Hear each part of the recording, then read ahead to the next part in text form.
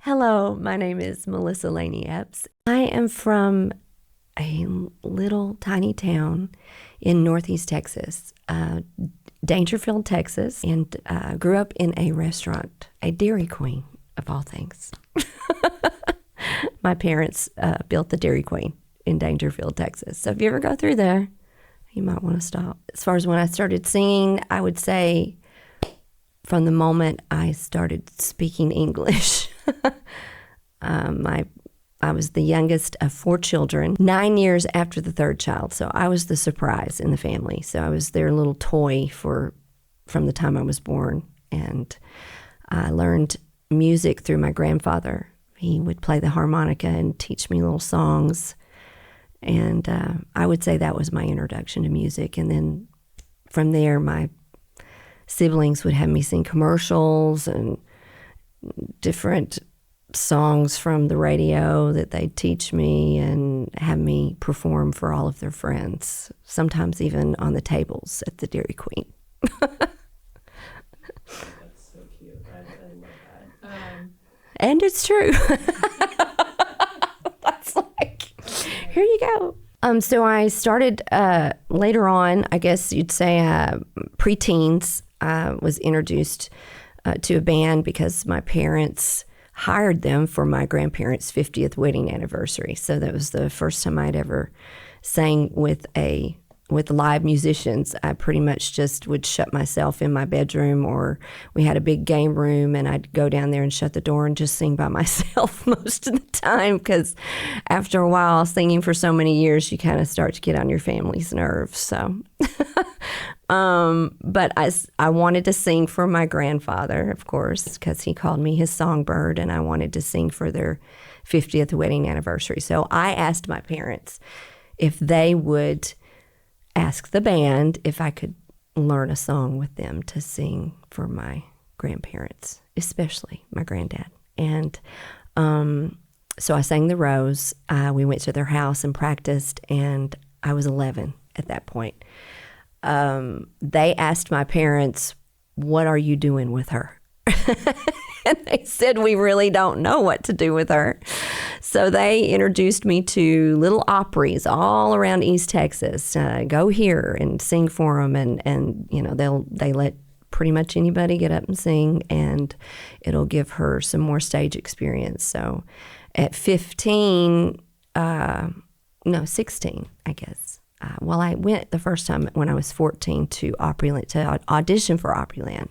The first time I went, I was too young, but the producer told me to come back. I auditioned at UTA Arlington. They held auditions all over the United States. And at 16, a classmate of mine in a different grade, but his parents and my parents were friends, said, "Hey, I'm going to audition for Opryland. Why don't you go too?" And I'm like, "Hey, I kind of forgot about Opryland." So we went together to the audition. Unfortunately, he got a letter, I got a call, and I went to work. They shut down in 1997, but it was an amazing, amazing park full of live shows. It was not pre-recorded like a lot of those shows are, like at Disney World and some other theme parks that have live shows. We did the vocals right then and there. You heard it.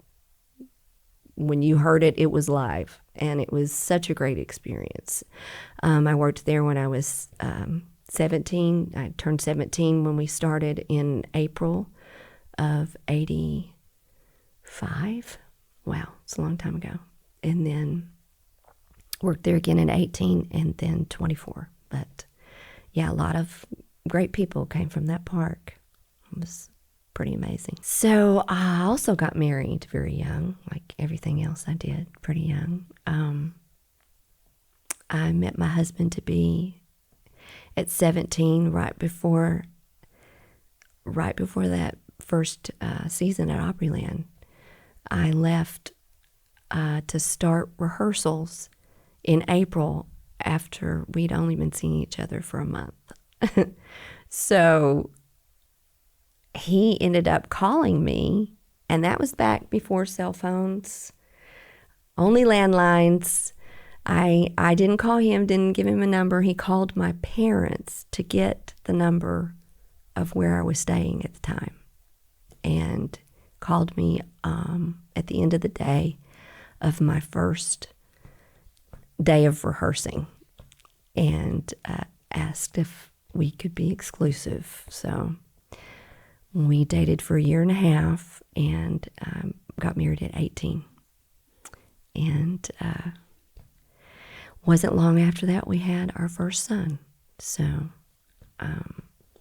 but yeah, got married young, had a baby young, and no regrets as far as that is. I loved being a mother. That was always part of the plan. Music was always part of the plan, but marriage and family was always part of the plan as well. Well, I certainly always, as far as pursuing music, I always had that drive in me. I started as a child, and I think my whole family kind of set me up for that, just starting out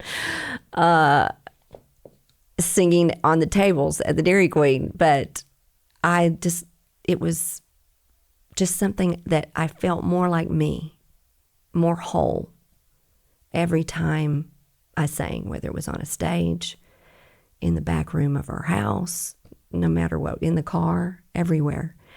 And so I knew that's what I was meant to do. I really did. I always knew that was my purpose somehow. And then going to Opryland just kind of set it in stone. I loved Nashville at that time and loved all of the performers I met. I came from such a small town. I was a big fish in a small pond, and I went to Nashville, and I was a small fish in a very large pond, but I felt at home. I felt not so much like an alien anymore, because when you're growing up in a small town and you're the only one that has those desires, you kind of feel like no one else. You don't feel like you belong. And I finally felt like I belonged when I worked there, and everyone had that same passion, that same drive, and it just encouraged that in me and inspired me more. It was foreign to me to promote myself. Jeff and I were married the third season that I went back to Opryland. I was 24 at that time. When I came back, I worked with a band, still just itching to do more, to record my own music. And did not meet someone to get me through those doors until I was 28 years old. And at that time, I was in Dallas with a musician I'd worked with in several groups, and we were trying to put another band together. And he said, we need to go to Dallas and meet this keyboard player. It's someone he had grown up with. He said he writes songs. We met him, and he happened to know the woman who would be my manager. And he called her after I sang about 3 songs in his little one-bedroom apartment in Dallas, and told her that he thinks he might have found who she was looking for. She'd been with Giant Records in their marketing department, and she had left and come back home to Plano, and she really had a desire to personally manage an artist. And she was very particular about the person she wanted to manage, the type of person that she wanted to manage going back into the music business. She put together a whole team behind me, and we went to Nashville. So everything was explained to us as a family, not just me as an individual, how that would go forward once things started to move.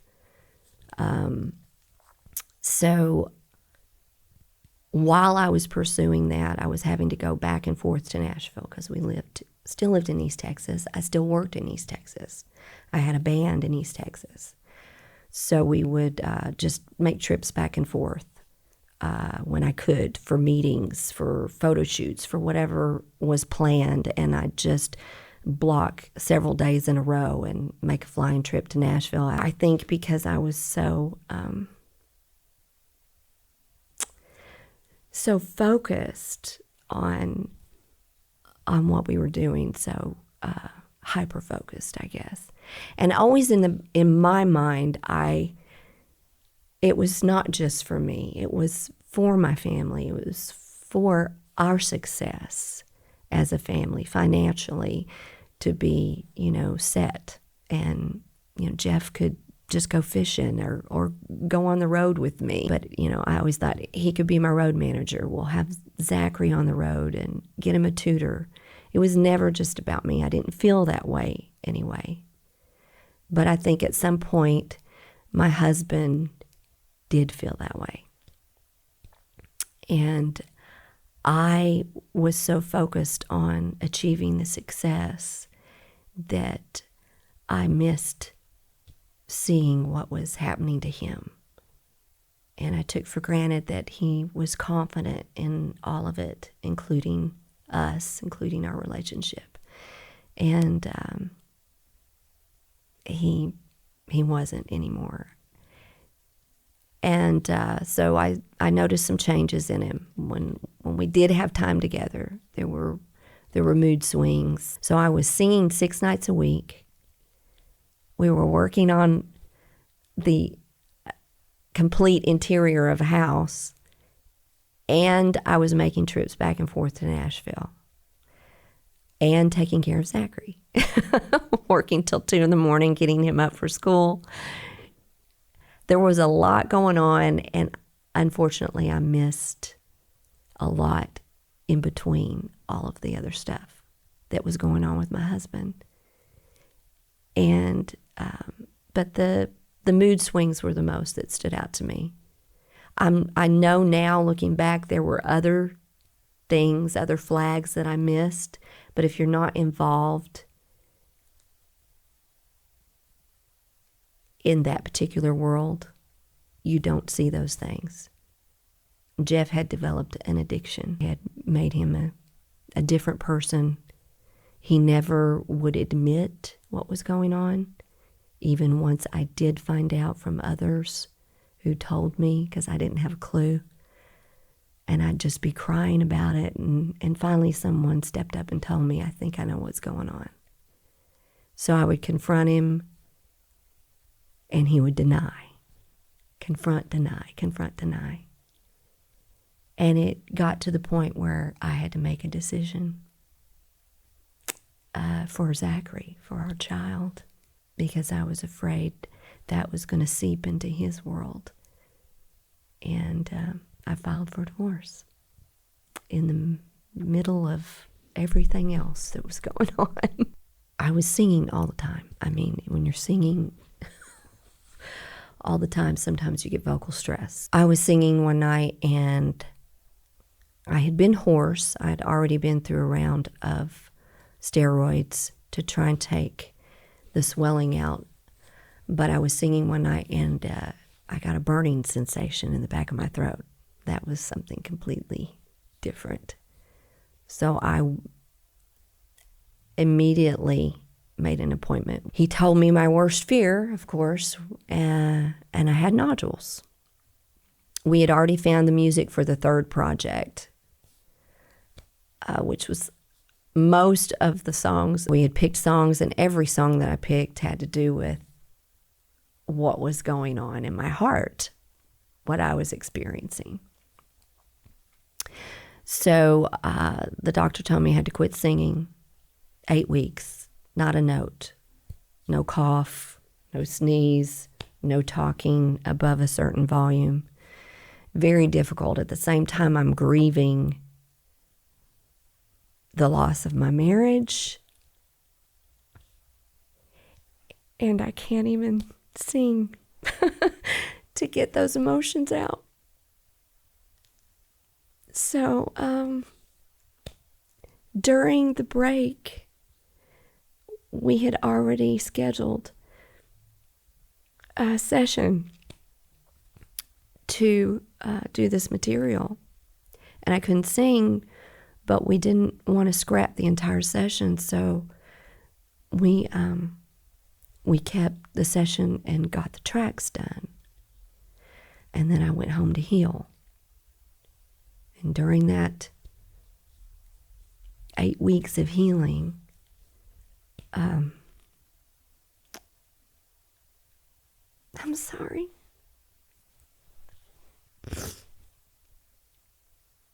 You're doing great. Jeff passed away. Jeff died. My husband died. And our son had just turned 12 years old.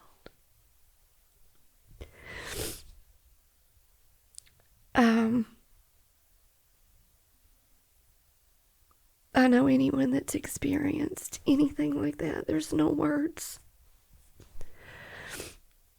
to say what you feel in the moment that you learn something like that. And it reshapes everything.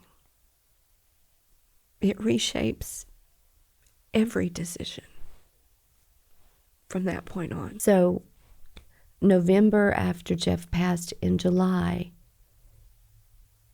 we did the vocal session for these songs. And Zachary was with me. And as I'm singing and crying and singing and crying. And I'm seeing my little boy sit.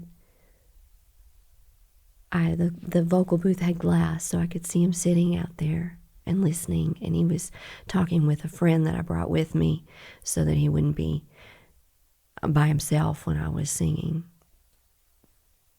And we got through that session, and I told my manager and my producer that it wasn't time for this. That I had to go home and be with my little boy, and we had to heal. At that time, I was 30 years old. Nashville was a different place. Age mattered. Age was everything back then. Even my professional age, they told people that I was younger than I was. And so after Zach and I had that time to heal, I felt that my time had passed, that it was just, that was a moment, and that's not where God wanted me to be at that time. So it was time to move on. I was in another band with a former bandmate from some years back. And he and I were always very, very close friends. He made me laugh, which is always wonderful, but it's certainly wonderful after you've been through something so traumatic and heartbreaking. And so our friendship grew into more than a friendship. And we got married, and then we had 2 children together, a daughter first and a son, 16 months apart. So I was busy for a long while. But so thankful that God gave me another family. And I kind of said it was kind of my rule to never be involved with a musician. But David understands me. He understands my passion, my drive. He understands that I need to sing, not just perform, but just sing, because it keeps me balanced. It's part of my DNA. It's my oxygen. Now I feel like it is time. I've never lost my passion for music. I started writing several years back, which I had never been involved in before. It's a whole different direction for me, an approach to be able to not just interpret songs, but to sing my own songs, to sing from really from my heart because they're written from my heart. Music has changed. The industry has changed. Social media, streaming, different music platforms that are streaming have created a whole new avenue for anybody that is wanting to pursue this passion. And with all of my kids grown, I've done that. That part of the journey is done. Thankful for that part of the journey. But now I'm ready for a whole new adventure.